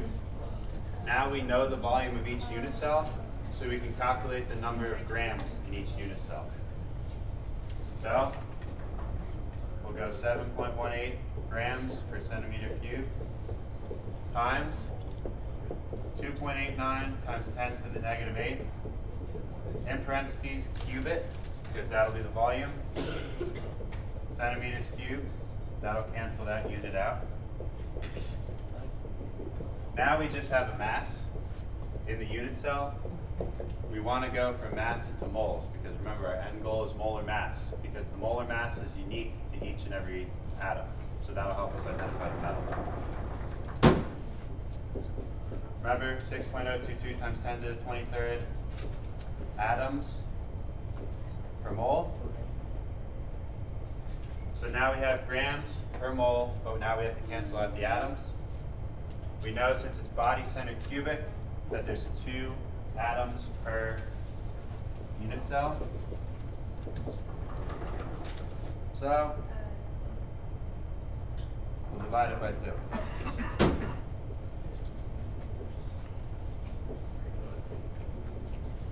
That'll cancel the atoms, cancel the unit cells, leave us just grams per mole.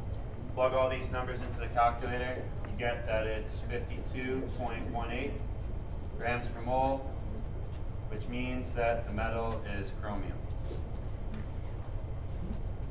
What's up? Is that 2 minus? Yes, 2n minus 2. That's for later. We'll get there. But do we all understand this one? Let's focus on this one. We have. Do we have to have all the shapes memorized and like? Yes, all and, the shapes you need to memorize. Yes. And the equations. What you need to know is how many atoms are in each structure and their coordination numbers. We will give you the relationship between edge length and atomic radius. My recommendation is to just memorize the table. There's only 3 of them. It's only going to be simple cubic, body-centered cubic, or face-centered cubic. This is definitely going to be on the exam. Also will be useful and save you a lot of time, but I mean 4 hours shouldn't. What are the coordination numbers? Coordination numbers is the number of atoms that's touching the center atom. That's the definition of coordination number. We will get into that at the very end of Chem 2. That is a big topic at the end of Chem 2. We'll get there. Let him do that one. Yeah. Any questions on this one? On the left? My left. My right now. So I'm dividing by 2 because I need his units to cancel. Not really a name So to it. we have These are grams just per centimeter cubed. unit cell structures. When we multiply by the volume, remember this volume is technically for each unit cell. So that I'm going to write that as a unit. That'll get rid of the volumes. Okay. We're trying to answer 2 questions. Yeah, we are. Go ahead, you answer first. You go first. Then we want to get rid of the unit cells eventually. So we could do this step first. In every unit cell, there's 2 atoms. So that's how you know to divide by 2 rather than multiply by 2. Then to get rid of the atoms, use Avogadro's number. Number of atoms. What's up? Coordination numbers, just know what they are for now. They'll ask you what's the coordination number. It's going to be conceptual. Yeah. Like- Next semester, you'll see what they come. If you're taking ChemChem. So this one, fairly straightforward. Classify each of the solids. So is water molecular, atomic, or ionic? Molecular, good. Graphite. Atomic, why? Right. Table salt, sodium chloride. It's in the name, chloride is an ion. And then fluorine. Atomic, right. If it said fluoride, it would be ionic. Because fluoride is the ion of fluorine. All right. So this one is Bragg's law is very much a plug and chug type question. Rubidium crystallizes in a body-centered cubic cell when X-rays of wavelength 0.8302 angstrom are used in the second order and is 2, and the angle is 14.57. We need to calculate the cell length D. So, very straightforward equation, right? N times wavelength equals 2D sine theta. So, N is 2. Wavelength will keep with angstroms. Equals 2D sine 14.57. The 2's cancel.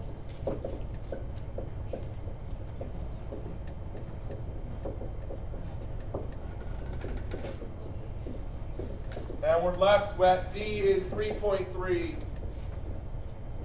angstroms. Real simple. Are we doing Bragg's law on the cover sheet? Bragg's law, no. So there's a good chance it might not show up, but we're going over it anyway. Are there any questions on Bragg's law? Very much a plug and chug. This one's very easy. So this one, vanadium, they tell you that it's body-centered cubic. They give you the edge length and they want you to solve for the radius. So all you have to do is use the formula for the edge length. Now instead of being given the atomic radius, we're given the edge length and we can solve for the radius. So 309 is the edge length. It's in picometers. If you leave it in if you don't do anything to it, your answer will also be in picometers. We have 4 over root 3 times r, which means multiplying this by root 3 over 4 to give us r, which is 133.8 picometers. Any questions on this one? You're given the edge length formulas, yeah.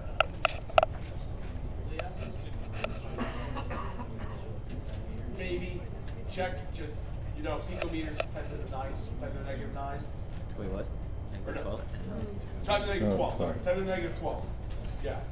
10 to the negative 12 is pico. Negative 9 is nano. 6 is micro, 3 is milli. Any questions here? All right.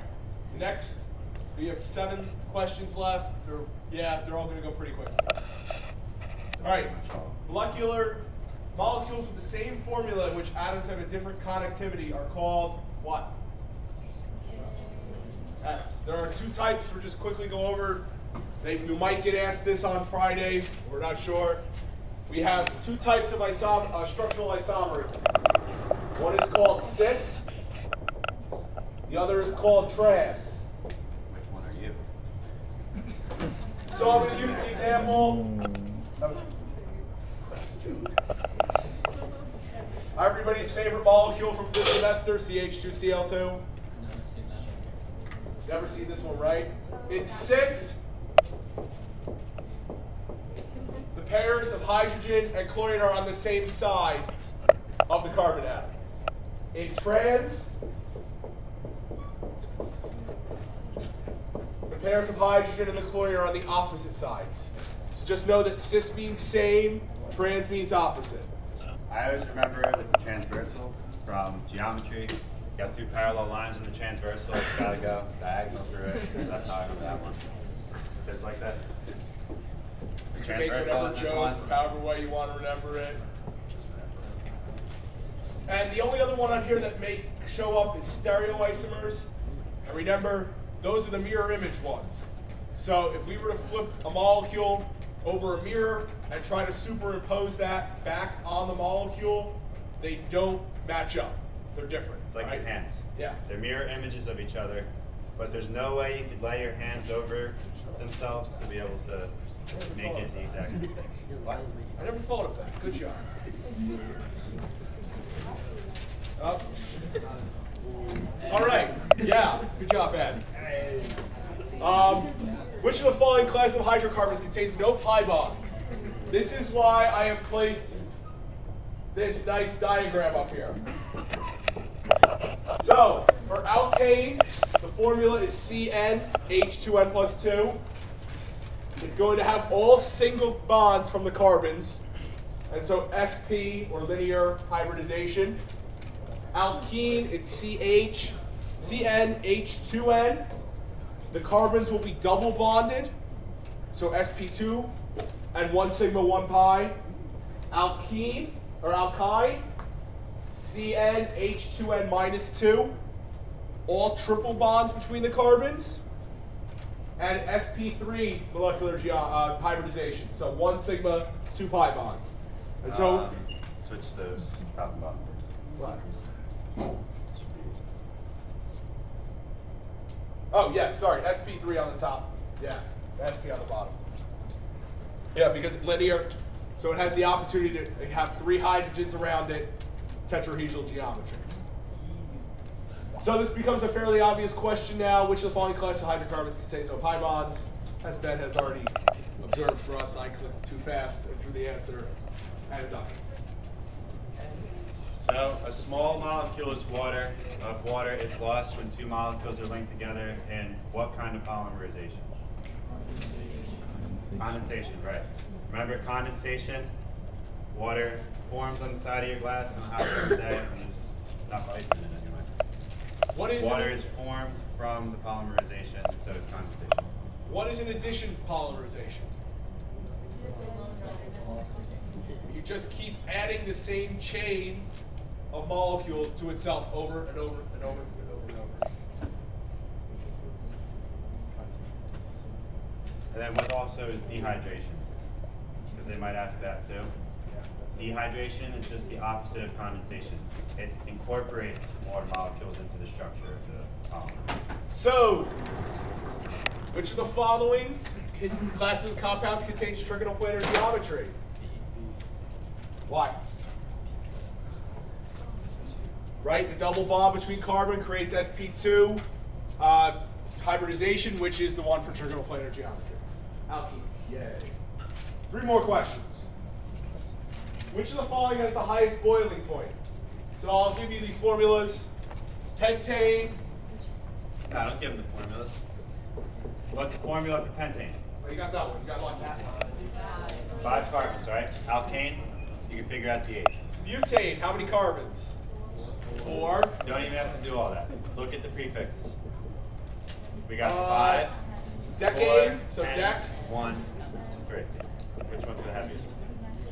Methane 1, right? And what was that? Propane? Yeah, 3. Everybody's favorite compound. Propane. B was 4. Propane. B was 2. So which one's the heaviest? Yes. Are there any hydrogen bonds going on here? Are there any dipole-dipole forces going on here? Just LDFs. Just London dispersions. All right. We have hit the home stretch at our final topic of the evening. Rate laws. Rate laws. It's easy shit. I'll teach you a trick how to do it. So with this one, they give you the table, famous concentration table. You have concentration of A, concentration of B, and the initial rate at each of those points. They want you to figure out the order of the reaction with respect to A and then B. Look at the changes. Remember, if you change the concentration by some amount, let's say ×2, and the rate doesn't change, 0 order. If it's proportional, ×2 on the reactant, while keeping the other one constant, produces ×2 on the rate, then it's first order. If ×2 change in the reactant produces a ×4 change, so if it has a square relationship to it, it's second. So first, we'll look at B, changing B. So when A is constant, it's the first 2 rows on the table. So constant concentration of A, change B, we multiply it by 2. We look at the rate. Goes from 6.82 times 10 to the negative 4 to 27.5 times 10 to the negative 4. I just moved the decimal over 1. That is basically like 7 to 28. So it's like ×4 almost. You can do the math to figure it out. But with respect to B, doubling the concentration produces a rate that's 4 times as fast, so it's second order with respect to B. Now we look at where B is constant and look at where A is changed. So the top and the third rows. A goes from 0.045 to 0.135, so it's tripled. We look at the rates. 0.682 times 10 to the negative 4 goes to 20.2 times 10 to the negative 4. That's a change of about ×3. Increase the reaction, or the reactant concentration ×3, produces a rate ×3, means it's first order. So it should be 1 then 2. Question? Does that reaction matter or not? The reaction does matter. You're gonna, if anyone that's taking Chem 2 is going to learn this in the first week of Chem 2, but a little trick. It's generally true. The coefficient in front of the reactant is the rate order with respect to that reactant. So A is 1, B is 2. Coincidence, A plus 2B. You're going to learn that in Chem 2, but don't use that as your method of solving the problem because you don't technically know that yet. But you can use that as a mental check. Right now, we're solely dealing with Just experimental because I don't want her data. to get mad. All right, use the experimental data. In Chem 2, we're going to tack on the idea of slow step reaction mechanisms, and as well as integrated rate laws. All right, our final question of the evening. Last one. Yay, we made it. So for this reaction, if I plot the concentration of N2O5 over time, I get that first graph. If I plot the natural log of the concentration of N2O5 over time, I get that middle graph. And if I plot 1 over the concentration of N2O5, I get that graph. What is the order of the reaction? Why? Ln is a linear, the slope is a linear line, right? So if you're given 3 graphs on Friday, and you're told to tell what the order of the reaction is, look at the y-axis, right? I tried to sum it up in a nice little chart for you as well. Other than that, there's nothing more from us. If you have any questions, you can come down here and talk to us. Other than that, thanks for a great semester. Just real quick, what did you guys think of the review? I know it was a little bit long because it went to 2 hours, but it is the final review. Best of luck. Too long, too short, anything that wasn't explained well? We're also going tomorrow. Tomorrow is going to be the exact same 50 questions. All right, so there's no need to come tomorrow unless you feel like you really need the extra help. All right, tomorrow's going to be exactly the same.